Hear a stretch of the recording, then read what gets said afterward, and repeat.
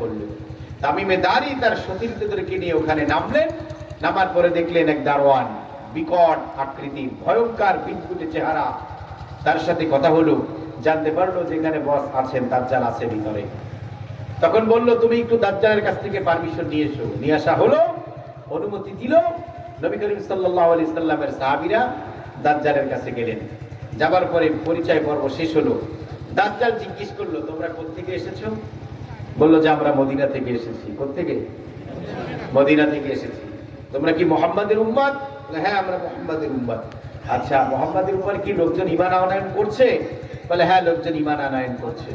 যারা ঈমান আনয়ন করছে তারা বড় ভাগ্যবান। দেখেন, দাজ্জালের মতো শয়তান, খোদা দাবিদার, সেও বলছে যে মুহাম্মাদের উপর যারা ঈমান আনয়ন করবে তারা কি।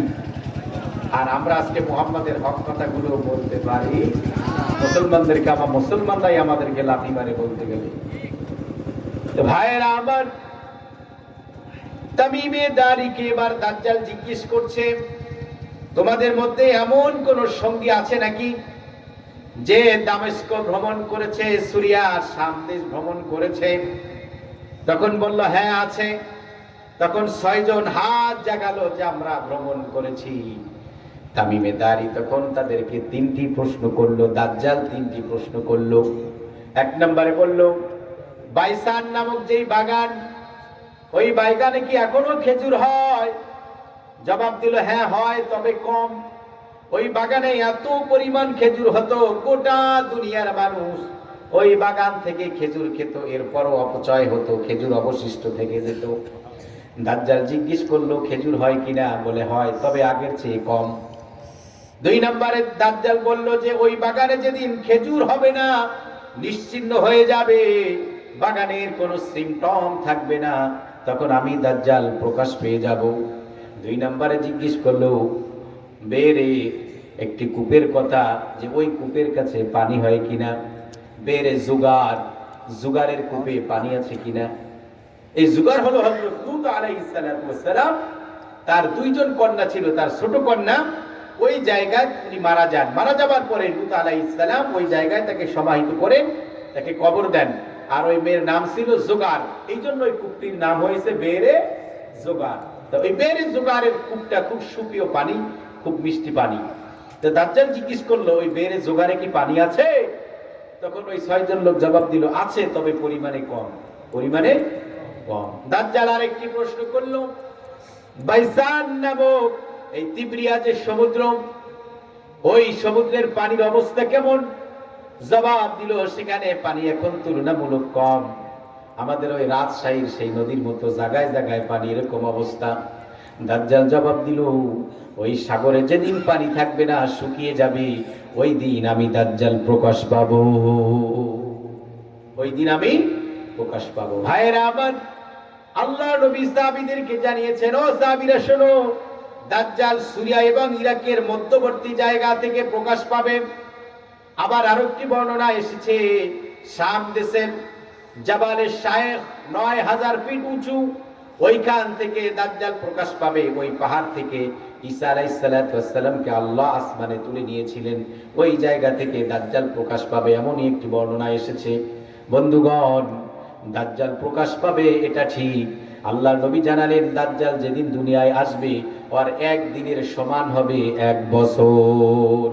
কয় বছর? কয় বছর?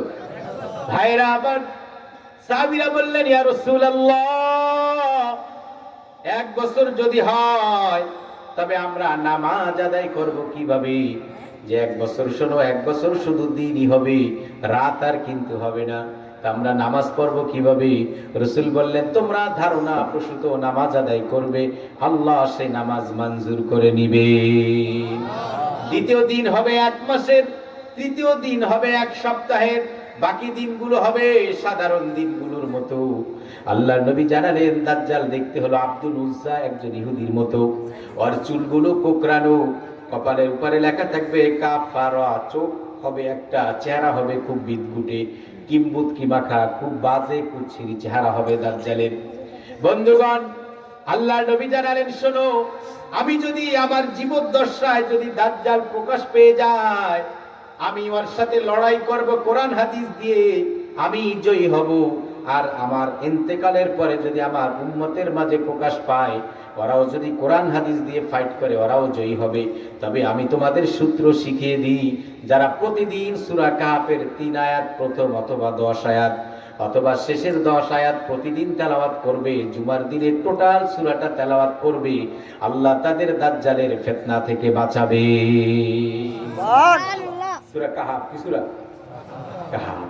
তো ভাইরা আমার, এজন্য এটা খুব বেশি করে তেলাওয়াত করা দরকার। বন্ধুগণ, দাজ্জাল প্রকাশ পেয়ে যাবে। দাজ্জালকে এমন এক ঐশ্বরিক ক্ষমতা আল্লাহ দান করবেন, মরা জীবিত মানুষকে মেরে আবার জীবিত করবে এমন ক্ষমতা দিবে। অনাবাদী ভূমি, বিরান ভূমি দিয়ে যখন দাজ্জাল চলবে, ওই জায়গায় দাজ্জালে যখন হুকুম দেবে আল্লাহ, ওই জমিতে ফসল দিয়ে ধন্য করে দিবেন। আল্লাহ ক্ষমতা ওকে দিবেন, জান্নাত জাহান্নামের একটা ব্যাপার ওর কাছে আল্লাহ দিয়ে দিবেন। ভাইরা আমার, দাজ্জাল যে বিরান ভূমি দিয়ে যাবে, সেখানে ফসল উৎপাদন হবে। উটের বান এত বড় হবে, একটি এলাকার লোকেরা দুধ পান করবে। একটা গাভীতে এত পরিমাণ দুধ হবে, একটি মহল্লার লোকেরা সেই দুধ পান করতে পারবে। একটি ছাগিতে এত পরিমাণ দুধ হবে, একটা বাড়ির লোকেরা পান করতে পারবে। এমন অবস্থা হবে, দাজ্জালকে ক্ষমতা দিবে। একজন যুবককে পাবে, যুবককে বলবে আমাকে খোদা মান। ও বলবে না, আমি তোকে খোদা মানবো না। তখন দাজ্জাল ওই লোকটাকে, ওই যুবককে হত্যা করবে। কি করবে? চলবে না, শেষ করে দেবো। চলবে তো, জুই হচ্ছে না। না, এটা বলে শেষ করে দিচ্ছি, 10 মিনিট ইনশাআল্লাহ। ভাইয়েরা আবার, দাজ্জাল ওকে এমন ক্ষমতা দিবে, ও একজনকে হত্যা করে আবার জীবিত করতে পারবে। আল্লাহ ক্ষমতা ওকে দিবে। একজন যুবককে হত্যা করে কল্লা একদিকে নিক্ষেপ করবে, দেহটা আরেক দিকে মারবে। তীর নিক্ষেপ করলে যত দূর ধনুক থেকে বেরিয়ে যায়, অত দূর পর্যন্ত আলাদা হয়ে যাবে। আবার দাজ্জালের ইশারায় একত্রিত হয়ে যাবে। দাজ্জাল বলবে জীবিত হয়ে যাও, অমনি হয়ে যাবে। তখন ওই লোকেরা দেখে, যারা বেঈমান হবে তারা ওর উপর ঈমান আনবে, তারা হবে জাহান্নামী। বন্ধুগণ, এরপর ওই যুবককে বলবে আমাকে এবার খোদা মান। যুবক বলবে না। তখন বলবে তোকে আবার কিন্তু হত্যা করব। যুবক বলবে আমি চিনি ফেলেছি, তুই আল্লাহর দুশমন, খোদাদ্রোহী, তুই দাজ্জাল। তুই আমাকে যে একবার হত্যা করতে পেরেছো, দ্বিতীয়বার তুই আর আমাকে পারবি না। দ্বিতীয়বার ওকে আর হত্যা করতে পারবে না। তখন তাকে আর হত্যা করতে পারবে না, সে মুসলমান অবস্থায় থাকবে এবং সে আল্লাহর জান্নাতি মেহমান হয়ে যাবে। ভাইরা আবার, আল্লাহ সুবহানাহু ওয়া তাআলার পয়গম্বর ঈসা এবং ইমাম মাহদী আলাইহিস সালাম উভয় খুঁজতে থাকবে দাজ্জাল কোথায়। দাজ্জালকে এমন ক্ষমতা দিবে, মেঘমালা যেভাবে ক্ষিপ্ত গতিতে চলে, দাজ্জাল ওইভাবে বাতাসের ন্যায়, মেঘমালার ন্যায় দ্রুত গতিতে চলতে পারবে। দাজ্জাল চলে যাবে মক্কায়। ও চিন্তা করবে আমি যদি মক্কায় হারামের মধ্যে ঢুকতে পারি, আমি নিরাপত্তা পাবো। আল্লাহ জানিয়েছেন ওয়ামান দাখালাহু কানা আমিনা, এই হারামে যারা ঢুকবে তারা নিরাপত্তা পাবে। দাজ্জালের এই ওয়াজ জানা আছে, এজন্য হারামের মধ্যে ঢুকবে, চেষ্টা করবে যেখানে ঢোকা যায় কিনা। কিন্তু যখনই ওই সীমানায় যাবে, সেখানে গিয়ে দেখবে ফেরেশতারা ন্যাংটা তরবারি, উন্মুক্ত তরবারি নিয়ে দাঁড়িয়ে আছে। ওই জায়গা দিয়ে ঢুকতে পারবে না। আর এক দিকে যাবে, সেখানেও পারবে না। মুহূর্তের মধ্যে দাজ্জাল আর অনুসারীদেরকে নিয়ে উহুদ পাহাড়ে মদিনার দিকে চলে যাবে। সেখানেও গিয়ে দেখবে ফেরেশতারা দাঁড়িয়ে আছে, ওখানেও আর মদিনায় যেতে পারবে না। তুর পরে মসজিদে কুবার দিকে যাবে, সেখানেও ঢুকতে পারবে না। বাইতুল মুকাদ্দাসেও ঢুকতে পারবে না, তবে পাশে যেতে পারবে। আল্লাহর নবী 4 জায়গার জন্য দোয়া করেছিলেন, আল্লাহ বাইতুল মুকাদ্দাস, বাইতুল্লাহ, মদিনা এবং কুবা মসজিদে যেন দাজ্জাল প্রবেশ করতে না পারে। রাসূলুল্লাহর দোয়া ছিল, এই জন্য এই 4 জায়গায় দাজ্জাল প্রবেশ করতে পারবে না, আর সব জায়গায় যেতে পারবে। তো ভাইয়েরা আমার, দাজ্জাল মক্কা মদিনায় চান্স পাবে না। এবার দাজ্জাল চলে যাবে লুদ নামক জায়গায়, বাইতুল মুকাদ্দাসের অদূরে, ফিলিস্তিন, ইসরাইল, ওই জায়গায় হলো লুদ। ওই লুদ নামক জায়গায় ইসরাইল চলে যাবে, দাজ্জাল চলে যাবে। আর ওই জায়গায় ঈসা আলাইহিস সালাতু ওয়াস সালাম হত্যা করবে। বন্ধুগণ, ওই সময় ইহুদিরা এমন অবস্থা হবে, আজকে নেতানিয়াহু এই ননসেন্স মুসলমানদেরকে পাখির মতো গুলি করে মারছে, ঠিক কিনা? ফিলিস্তিনে মারতেছে না? ভাইরা আমার, এমন সময় আসবে এই ইহুদিরা গিয়ে জাউ গাছের নিচে লুকাবে, পলায়ন করবে। আমার আল্লাহ জাউ গাছের জবান খুলে দিবে। জাউ গাছ ডাক দিয়ে মুসলমানদেরকে বলবে, ইয়া আব্দুল্লাহ উনজুর মিন ওয়ারাই ফাকতুলুহু। ওয়া আল্লাহর গোলামেরা, দেখ আমার গাছের পিছনে, আমার পিছনে ইহুদির বাচ্চা ইহুদি লুকাইছে, ওরে ধর, ফাকতুলুহু, আর জাগায় কলা গাছের মতো কুসা। সেদিন গাছের জবান আল্লাহ খুলে দিবেন, আর ওই গাছ ডাক দিয়ে বলবে, আমার পিছনে লুকিয়েছে, ওকে ধর, ওকে হত্যা কর। তো ভাইয়েরা আমার, সেদিন আমরা মুসলমানেরা বসে থাকবো না। ওই দিন আমরা স্যারে সোয়াশার মেরে দিব। ওই দিন আমরা বুঝিয়ে দিব, তোরা কত মা বোনের সতীত্ব হরণ করেছো, কোল খালি করেছো। ওই দিন আমরা তোদেরকে বুঝিয়ে দিব। সেই দিনের অপেক্ষায় আমরা আছি। ভাইরা আমার, দাজ্জাল ওই লুদ নামক জায়গায় চলে যাবে। যাবার পরে আল্লাহর পয়গম্বর ঈসা আলাইহিস সালাতু ওয়াস সালাম এবং ইমাম মাহদী আলাইহিস সালাম ওই জায়গায় চলে যাবে, গিয়ে দাজ্জালকে তরবারি দিয়ে হত্যা করবে। অথবা ঈসা আলাইহিস সালাতু ওয়াস সালামের যেই ব্রেথ, শ্বাস নিঃশ্বাস, ওই নিঃশ্বাস গিয়ে দাজ্জালের গায়ে লাগবে, আর অমনি করে মোমের মতো গলে যাবে। দাজ্জাল ওই জায়গায় শেষ হয়ে যাবে। দাজ্জালের পর্ব যখন শেষ, আমার আল্লাহ এবার ঈসাকে বলবেন, ও ঈসা মাহদী, তাড়াতাড়ি তোমার অনুসারী, তোমার ভক্ত অনুরাগী, তাদেরকে নিয়ে তুরে সাইনায়, তুর পাহাড়ে চলে যাও। তখন তারা তুর পাহাড়ে চলে যাবে। তুর পাহাড়ে যাবার পরে আমার আল্লাহ ইয়াজুজ মাজুজদেরকে আল্লাহ দুনিয়ায় পাঠাবেন। ওরা ছিল স্বৈরাচারী, হাঙ্গাবাজ, দাঙ্গাবাজ। আল্লাহর ভাষায় শুনুন, ক্বালু ইয়া যাল করনাইনি ইন্না ইয়াজুজ ওয়া মাজুজ মুফসিদুনা ফিল আরদি ফাহাল নাজআলু লাকা খরজান আলা আন তাজআলা বাইনানা ওয়া বাইনাহুম সাদ্দা। এই হাঙ্গাবাজ, দাঙ্গাবাজ, হাঙ্গাবাজ, এই ইয়াজুজ মাজুজ, ওদেরকে আল্লাহ সুবহানাহু ওয়া তাআলা ওদের প্রাচীর ভেদ করে বের হওয়ার সুযোগ দিবেন। ভাইরা আমার, বাদশা আলেকজান্ডার একজন মুসলিম বাদশা ছিলেন, ন্যায়পরায়ণ শাসক ছিলেন। উনি গোটা দুনিয়া ভ্রমণ করেছিলেন। ভ্রমণ করতে গিয়ে ওই জায়গাটা কোথায় কোরআন হাদিস নির্দিষ্ট নির্ধারিত ভাবে বলে নাই। পৃথিবীর যে কোনো এক জায়গায় ওটা রয়েছে। তো ভাইয়েরা আমার, ওই জায়গায় আলেকজান্ডার উনি গিয়ে সেখানে একটা প্রাচীর নির্মাণ করে দিল। আর সেই প্রাচীরের মধ্যেই ওরা থাকলো, অবস্থান করছে। ওরা বন্ধুগণ, ওই দাজ্জালের পরে ওদের আবির্ভাব হবে, ওরা প্রকাশ পেয়ে যাবে। ওরা প্রতিটা দিন চেষ্টা করে ওই প্রাচীরকে ঘষা মাজা করতে করতে রসুনের ছোলা যেমন পাতলা হয়ে যায়, সূর্যের কিরণ দেখা যায়, রৌদ্র দেখা যায়, এমন অবস্থা করে ফেলে ওই প্রাচীরকে। এমন একটি অবস্থা করবে ইয়াজুজ মাজুসেরা। ভাইয়েরা আমার, এই অবস্থা যখন হবে, ওরা টায়ার্ড হয়ে যাবে, ক্লান্তি চলে আসবে। তখন ওরা বলবে, আজকে আর থাক, ওদের কমান্ডার, লিডার ওদেরকে কমান্ড করবে, আজকে আর দরকার নেই, কালকে এসো।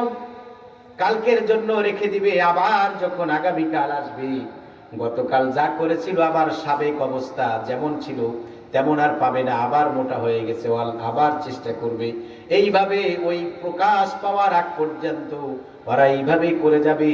আর যেদিন ভেদ করবে, ওই দিন ওরা ইনশাআল্লাহ বলবে, এরপরে ওয়ালটা ভেঙে যাবে। ইনশাআল্লাহ এখনো ওরা বলতেছে না, তবে ওরাও মানব জাতি। ওরাও কি? ইয়াজুজ মাজুজরা হযরত নূহ আলাইহিস সালামের সন্তান। সেই সন্তান থেকে পরম্পরায় ইয়াজুজ মাজুজ এসেছে। নবী করিম সাল্লাল্লাহু আলাইহি ওয়াসাল্লামকে সাহাবীরা জিজ্ঞেস করেছিলেন, ইয়া রাসূলুল্লাহ, ইয়াজুজ মাজুজ আর আমাদের সাথে তুলনা করে একটু বলুন। তো আল্লাহর নবী বললেন যে 1999 জন ইয়াজুজ মাজুজ, এর মোকাবেলায় একজন হলো বনী আদম। তাইলে এবার কি পরিমাণ সংখ্যা ওদের চিন্তা করে। তো ভাইয়েরা আমার, ইয়াজুজ মাজুজের সংখ্যাটা এত হবে, তারা ওখান থেকে রওনা দিবে, বেরিয়ে যখন চলে আসবে, আসার পরে জমিনে যত লোক থাকবে সব মানুষদেরকে ওরা হত্যা করে ফেলবে। হত্যা করার পরে ওরা ওই তিব্রিয়া নদী থেকে যখন ওরা অতিক্রম করবে, ওই নদীর সব পানি ওরা পান করে ফেলবে। সর্বশেষ যেই গ্রুপটা ওই নদী অতিক্রম করে যাবে ইয়াজুজ মাজুজের, ওরা তখন বলবে কোনো এক সময় এই নদীতে পানি ছিল। কথাটা কি বুঝেছেন? তার মানে সংখ্যা কত বুঝতে পেরেছেন? এত পরিমাণ ইয়াজুজ মাজুজের সংখ্যা হবে যে সেই তিব্রিয়া নদীর পানি পান করে ফেলবে মানুষ, ইয়াজুজ মাজুজেরা। তাইলে তাদের সংখ্যা কত? আর শেষ যেই দলটা যাবে তারা দেখে ধারণা করবে, ধারণা প্রসূত বলবে যে কখনো এই সাগরে পানি ছিল। ভাইয়েরা আমার, ওরাও হাঙ্গামা দাঙ্গামা চালাবে।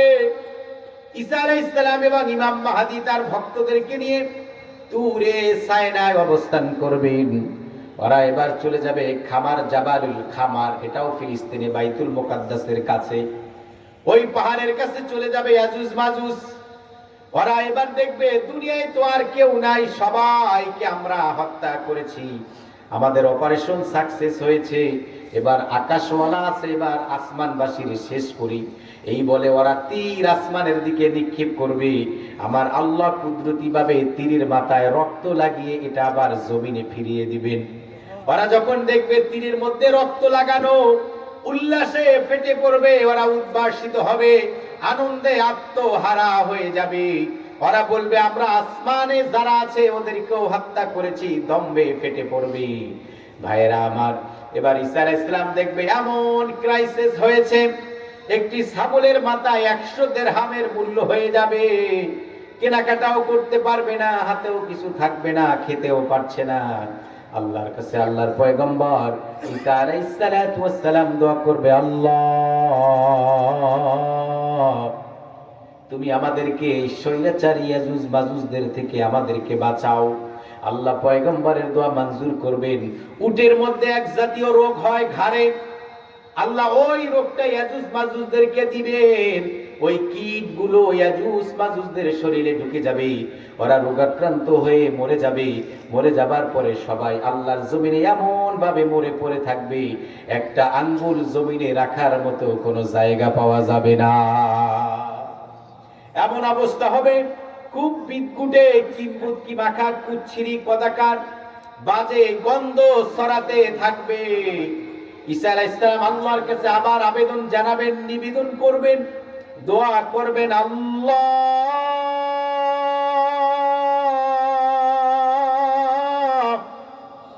তুমি ইয়াজুজ মাজুজদের যে ডেড বডি গুলো, মরা দেহগুলো পরে যে বাজে গন্ধ ছড়াচ্ছে, আল্লাহ তুমি এগুলো পরিষ্কার পরিচ্ছন্নের ব্যবস্থা করে দাও। আমার আল্লাহ এমন এক বৃষ্টি দিবেন, ওই বৃষ্টিতে একেবারে শহরের ড্রেন, ডাস্টবিন, ময়লা আবর্জনা যেভাবে ধুয়ে মুছে পরিষ্কার পরিচ্ছন্ন হয়ে যায়, ওইভাবে ইয়াজুজ মাজুজরা সাগরে ভেসে যাবে, গলে যাবে, ওইভাবে গোটা দুনিয়াটা পরিষ্কার হয়ে যাবে। গোটা দুনিয়াটা কি হবে?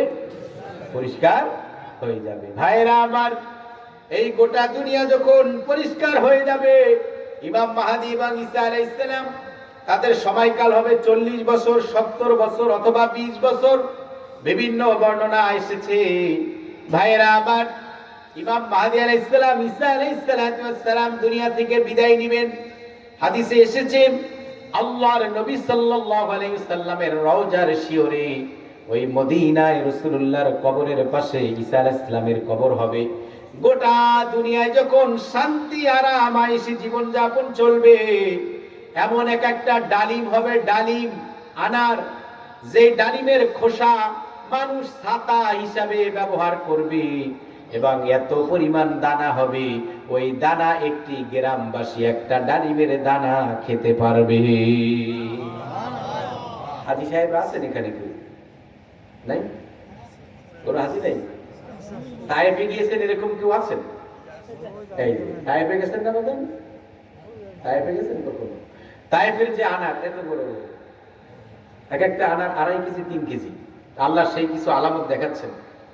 এবং আনারের মধ্যে দানাগুলো এই আঙ্গুলের রেখার চেয়ে করের চেয়েও বড়, দেখতে সাদা, মনে হবে বিশাল, কিন্তু মুখের মধ্যে যখন নিবেন এত স্বাদ, এত টেস্টি, যা আপনাকে ভাষায় বর্ণনা করে বোঝানো সম্ভব না। কারণ ওরা বাংলাদেশের মতো এরকম দুর্নীতিবাজ না যে ফরমালিন দিয়ে কি হাবিজাবি দিয়ে করবে। যা হয় আল্লাহ প্রদত্ত ওইভাবেই ওরা করে। এত মজা ওই আনারগুলোতে, এবং এরকম বড় বড়।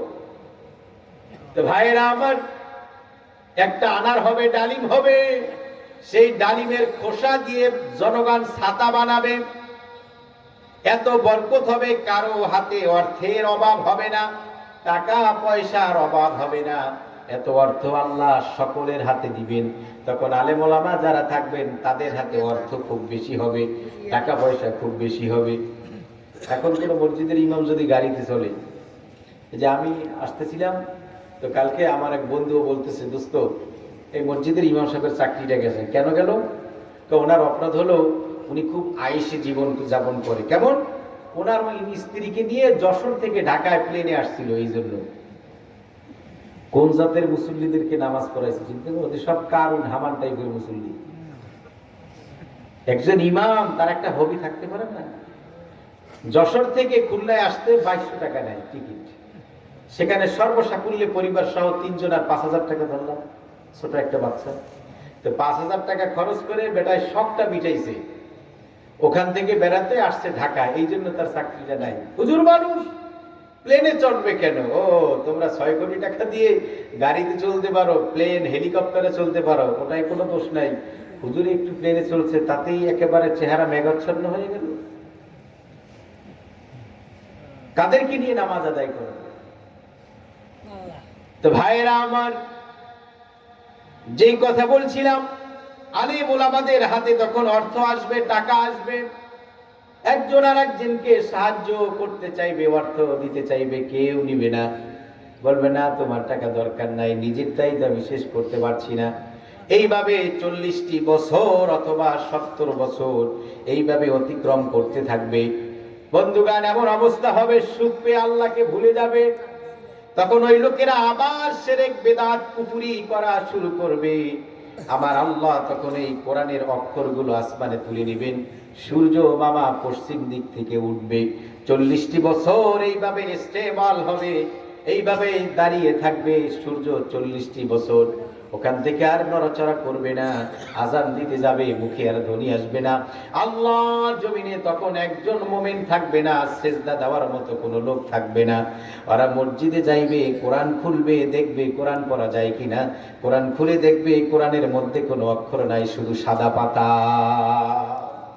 ভাইরা আমার, এরপরে সিংহায় ফুৎকার হয়ে যাবে। ফুৎকার যে দিবে তার নাম কি? ইসরাফিল আলাইহিস সালাম। ইসরাফিল আলাইহিস সালাতু ওয়াস সালাম কেমন ফেরেশতা? আমার আল্লাহ ইসরাফিলকে সৃষ্টি করলেন। আল্লাহ আরশে আজিম সৃষ্টি করার পরে আল্লাহ বললেন, ইসরাফিল কুন হয়ে যা। অমনি করে ইসরাফিল আলাইহিস সালাতু ওয়াস সালাম হয়ে গেলেন। ইসরাফিলের মুখের মধ্যে যে সুঙ্গাটা দিয়েছেন, ওই সুঙ্গা হলো আসমান এবং জমিন ব্যাপী। ভাইরা আমার, এবং ওই সুঙ্গার মধ্যে যত মানুষ, জিন, ইনসান, হাইওয়ানাত, কীট পতঙ্গ জাত রয়েছে, লক্ষ লক্ষ, মিলিয়ন বিলিয়ন, সবার নামের নামে এক একটা ছিদ্র রয়েছে ওই সুঙ্গার মধ্যে। কারণ ওই এক একটা ছিদ্র দিয়ে এক একজনের গায়ে ফুৎকার চলে আসবে। ইসরাফিল আলাইহিস সালাতু ওয়াস সালামের মুখের সাথে ওই সিংহাটা রয়েছে। তো এবার চিন্তা করে দেখুন ইসরাফিলের দেহটা কত বড়।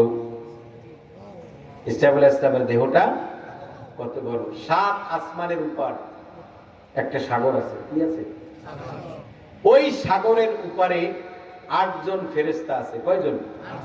8 জন ফেরেশতা। 8 জন ফেরেশতার একজন থেকে অপরজন ফেরেশতার দূরত্ব হলো বাইনা কাতিরাইহি 50 আলফা সানা।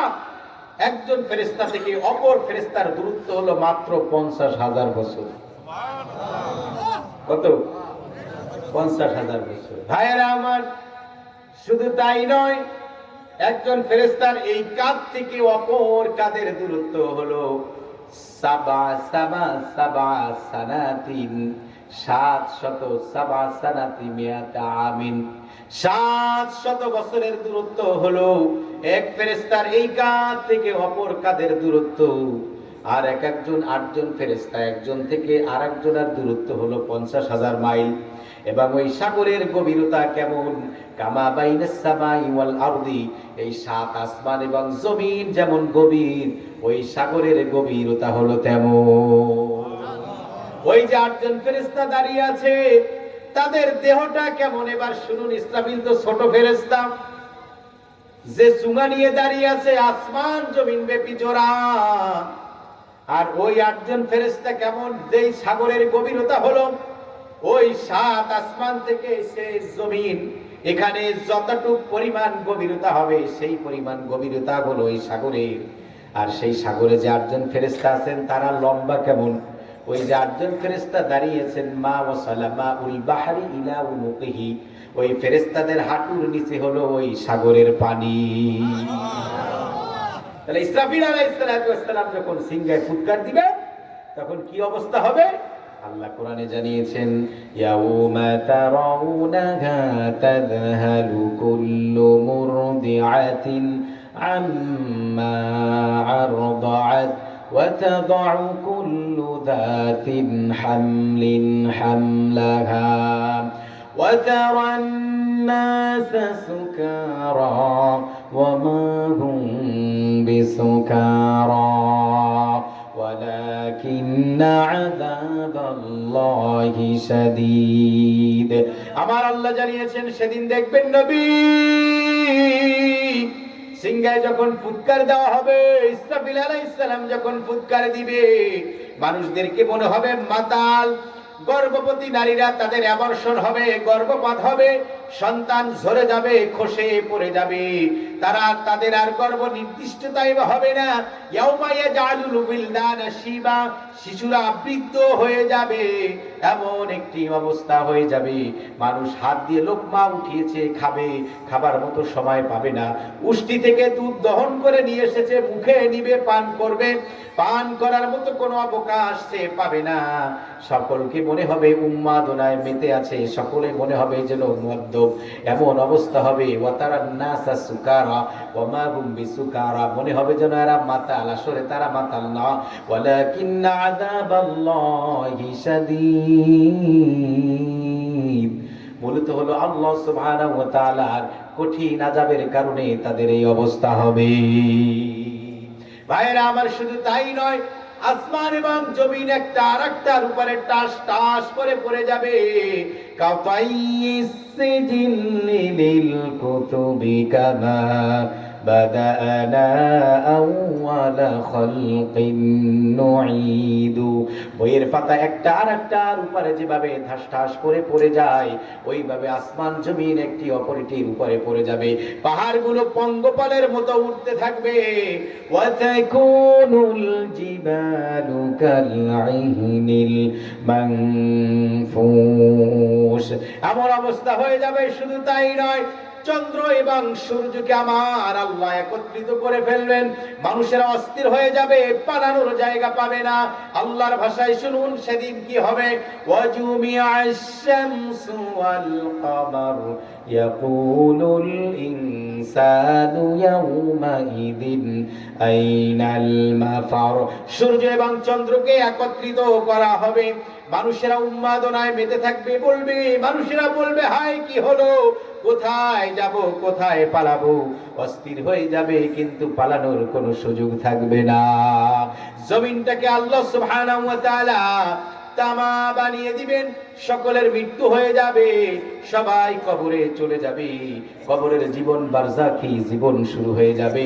বন্ধুগণ, যারা আল্লাহর প্রিয় বান্দা হবে, আমার আল্লাহ ওই কবরে তাদের জায়গাটা শান্তির আকরে পরিণত করে দিবে।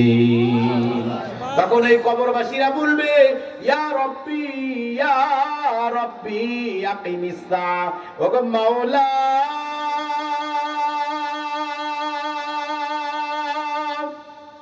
তুমি কিয়ামত কায়েম করে দাও। লিআন্না আরজিউ ইলা আহলি ওয়া মালি, কারণ আমি আমার পরিবারের কাছে যেতে চাই, আমি আমার সম্পদ আমি পেতে চাই। তাড়াতাড়ি তুমি কিয়ামত কায়েম করো। আর জাহান্নামী, বেনামাজি, হারামখোর, বেঈমান, ফাসিক, ফুজ্জার, আফাক, খবিস, খুবাসা, শাররুন নাস, আখবাতুন নাস, এই জঘন্য লোকগুলো বলবে, ইয়া রাব্বি লা তাকিমিস সাআ, ও মাওলানা তুমি কিয়ামত কায়েম করো না, যা হবার কবরের মধ্যে ভালো করে বাস দাও, তুমি হাসরের ময়দানে আমাদেরকে উড়াইও না। বন্ধুগণ, আলোচনা শেষের দিকে চলে এসেছি। এরপরে যখন হাসরের ময়দান কায়েম হয়ে যাবে, কি হবে? হাসরের ময়দান কায়েম হবে, বিশ্ব নবী মুহাম্মদুর রাসূলুল্লাহ সাল্লাল্লাহু আলাইহি ওয়াসাল্লাম, তার উপরে যারা দুরূদ পড়বে নবী তাদেরকে সুপারিশ করে জান্নাতে নিয়ে যাবে। আল্লাহর নবীকে সেই পাওয়ার দেওয়া হবে। আল্লাহর নবী তার উম্মতদেরকে বলেছেন, ও সাহাবীরা, তোরা আমাকে 3 জায়গায় খুঁজবি। কয় জায়গায়? সালাসাতা মাওয়াদি', 3টি জায়গায় তোরা আমাকে অনুসন্ধান করবি। ইনদাল মিজান, দাঁড়িপাল্লার কাছে খুঁজবি। ফাইল্লাম তাজিদনি ফিহা, যদি ওখানে না পাও, ইনদাস সিরাত, তোরা ব্রিজের কাছে, হাইওয়ে ব্রিজের কাছে খুঁজবি। কোথায়? ব্রিজের কাছে খুঁজবি। বন্ধুগণ, ব্রিজের কাছেও যদি না পাও, পুলসিরাতের কাছে যদি না পাও, তবে তোরা আমাকে ইনদাস সিরাত, তোরা আমাদের ইনদাল হাউজে কাউসারের কাছে আমাকে খুঁজবি। হাউজে কাউসারের কাছে পাবি। আমি রহমতের কান্ডারি, আমি বিশ্ব নবী, হাতে পানি নিয়ে হাউজে কাউসারের পানি পান করাবো, আমাকে পেয়ে যাবি। এই 3 জায়গার কোন এক জায়গায় পাবি। আল্লাহর নবীর একজন উম্মত একটা নেকির জন্য জাহান্নামী হবে, ফেরেশতারা ধরে জাহান্নামের দিকে নিয়ে যাবে। ওই উম্মত দেখবে আমার নবী, রহমতের নবী সামনে সামনে যায়। আহারে, আমার নবী যদি একটু আমার দিকে পিছনে তাকাতো, আমি নবীকে বলতাম, ও নবী আপনি একটু সুপারিশ করুন। ভাইয়েরা আমার, তখন আমার নবী অমনি করে পিছনের দিকে ফলো করে দেখবে আমার ওই উম্মত অশ্রুসিক্ত নয়নে, কম্পিত বদনে আল্লাহর নবীর দিকে করুণ অবস্থায়, করুণ দৃষ্টি নিয়ে তাকিয়ে আছেন। আল্লাহর নবী তখন ফেরেশতাদের কাছে আসবেন, সুপ্রিম পাওয়ার আমার আল্লাহ তার নবীকে দিবেন। নবী তাদেরকে থামিয়ে দিবেন। ফেরেশতারা আল্লাহকে বলবেন, আল্লাহ তোমার বন্ধু আমাদেরকে থামিয়ে দিয়েছে, কি করব? আল্লাহ বলবেন, আমি আজকে নবীকে এমন সুপ্রিম পাওয়ার